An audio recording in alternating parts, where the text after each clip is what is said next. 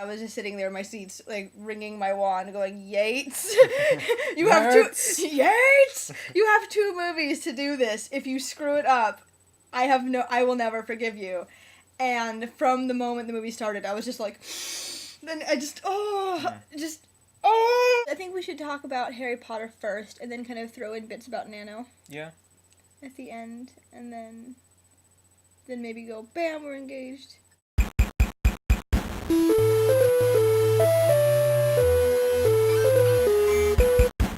Okay, so, Harry Potter, yes. Yes. Cheers to Harry Potter. Saw Deathly Hallows Part 1 last night. Yes, we saw it at midnight. What did we think? It was... Okay, I think for me, the first thing that I was struck by was the fact that I was not disappointed. It was so well done. I mean, there were some really beautiful aesthetic kind of shots in movies 5 and 6. Mm-hmm. I've always thought the cinematography was really cool. But the directorial and editorial choices of the 5th and 6th films pissed me off. They left out really important things, especially with the 6th film. Ron and Lavender. Yeah, because they spent the entire film focusing on Ron and Lavender. There was no development for Harry and Ginny's relationship, and they mentioned Snape like 4 times, and at the end he was like, I'm the Half-Blood Prince, and people who have not read the books were like, that is wonderful information. What does that mean? Yeah. Does that mean you're like the king of some bizarre Eastern European nation? Yeah. I don't know. One of the 4th book, spending the entire time talking about how Hermione ran spew. And was like, elf liberation! Yeah. It's like if they spent the entire movie talking about that. And we'd be like... At the expense of her and Crumb or... Yeah, and we're just like... The thing that made me start to feel dissatisfied with the films was when they didn't mention that Sirius, James, Remus and Peter Pettigrew were Moony, Wormtail, Padfoot and Prongs, who made the Marauders map. It would have been a line to tell them. Having said that... The 7th movie did not disappoint. There are things they left out, but the editorial decisions made sense. Yeah. The Weasley twins, again, steal every scene they're ever in. Whether they're saying anything or not, just the significant looks they get. They're amazing. The Phelps twins are genius. Mm-hmm. Like, so good. And Bill! I loved Bill. Oh my god. Bill was good. I was like... I felt that this movie really captured the feelings that I had when I was reading it. Like, it really... felt like I was watching the book. In the Ministry, you got that feeling of oppression. I mean, the guards are practically wearing SS uniforms. I know, they're looking all Gestapo and shit. They're just like... Yeah, and everyone is walking with their heads down, and there's this kind of ambience to it that hasn't been there previously. There hasn't been that kind of sense of danger.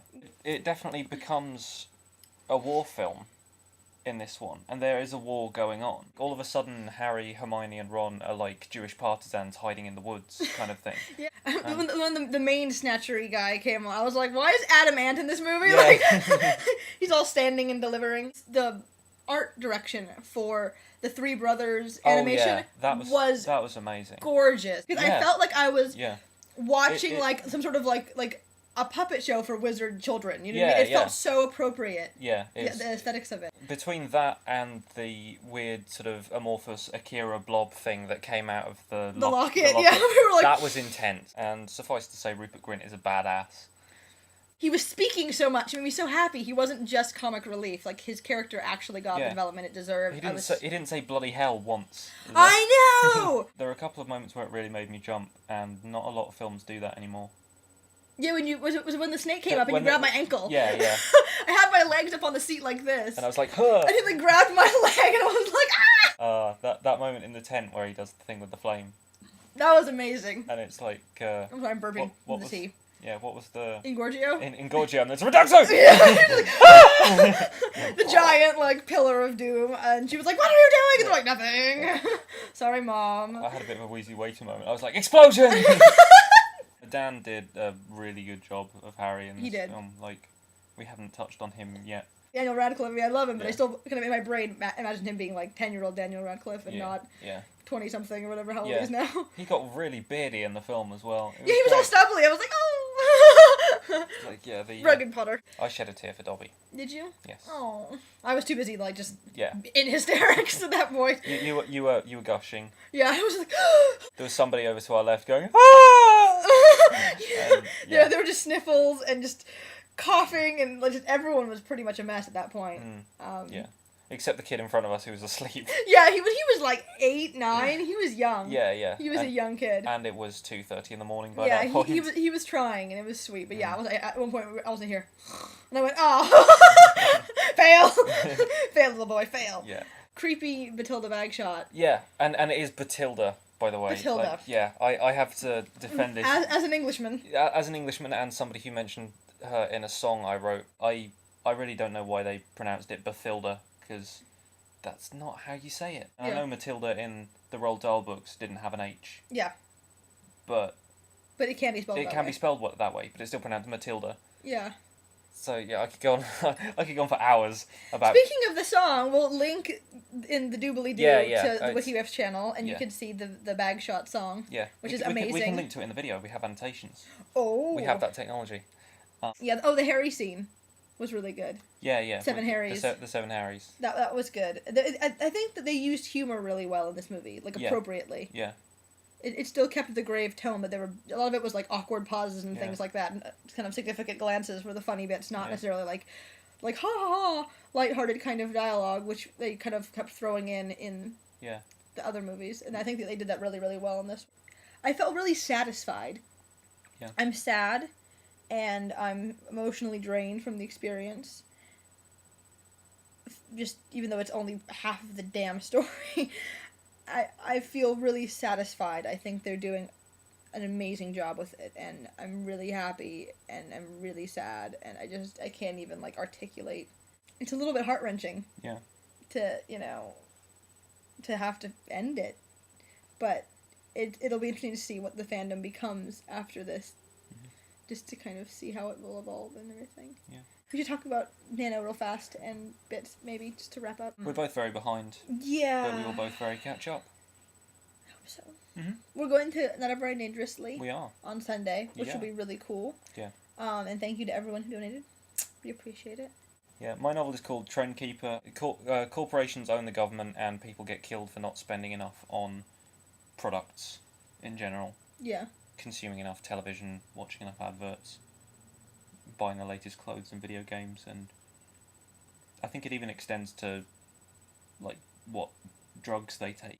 It's good. It's very exciting. It's good. Yours is a lot more literary than mine. Mine's all pulpy and stuff. Pulp is good. My novel is about the government having kind of intimate relations with corporations as well, I guess, mm-hmm. you know, and being really tied into that. But it's about the economy of words, how much power words hold. And there's essentially a word stock market that people can bet on the value of words and the frequency with which they are used in public. People will go so far as to put money on certain terms, and then they will really forcibly push those words.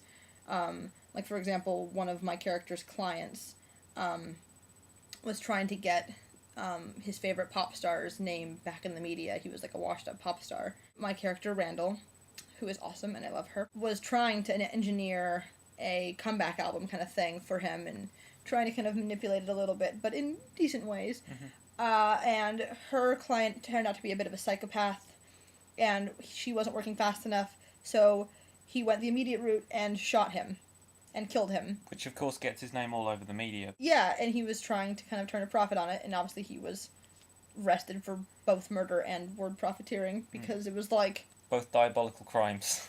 Yeah, and so it's just about the economy of words, the power that language has, how much of language shapes what we think and how we think about things. We need to stop filming and do some writing. I know, we should. Yeah. Let's do it. Okay. Also, bam. Yeah. That happened.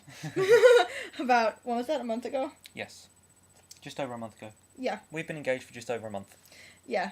Exciting times. We haven't said anything about it because we want to tell our family members and everyone in person. But now you know, Internet.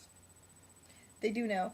And, yeah, we haven't done anything on Facebook or anything like that, so I don't know. No. I don't really care about Facebook. There we go. Bam.